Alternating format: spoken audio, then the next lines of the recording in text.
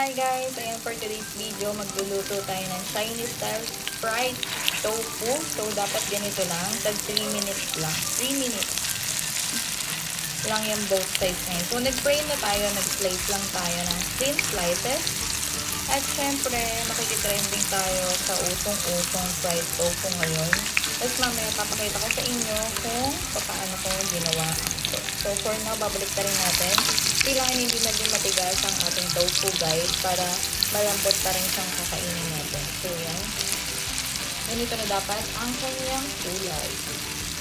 Yes, guys, gumawa tayo ng ating sauce. At syempre, meron itong garlic at saka ayan, yung red na sili at saka green na sili. Yan, kung makikita nyo. At syempre, with the twist ang ating ginawa, nilagyan natin siya ng onion. Nilagyan natin siya ng 1 spoon ng sugar, 1 spoon ng oyster sauce, at 1 spoon ng salt.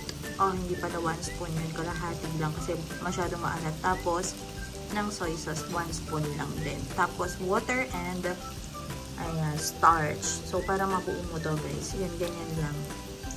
So, mamaya, after natin siya i-fry, guys, ilalagay natin siya para ma-achieve natin yung trending na Chinese style tofu. So, yan, guys. Watch out! Guys, dahil inalis muna natin ang oil dahil ayaw natin na masyado ma-oil. Dahil na-fry na siya, ibubuhos na natin ang ginawa nating super sauce. So, ayan, guys. Let's go!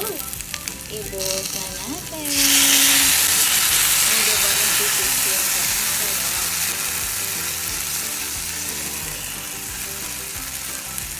wow, na-work.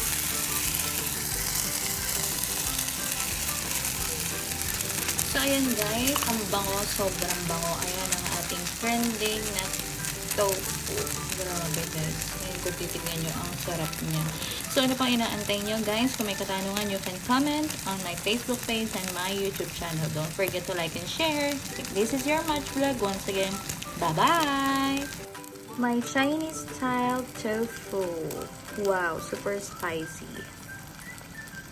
Dinner for tonight.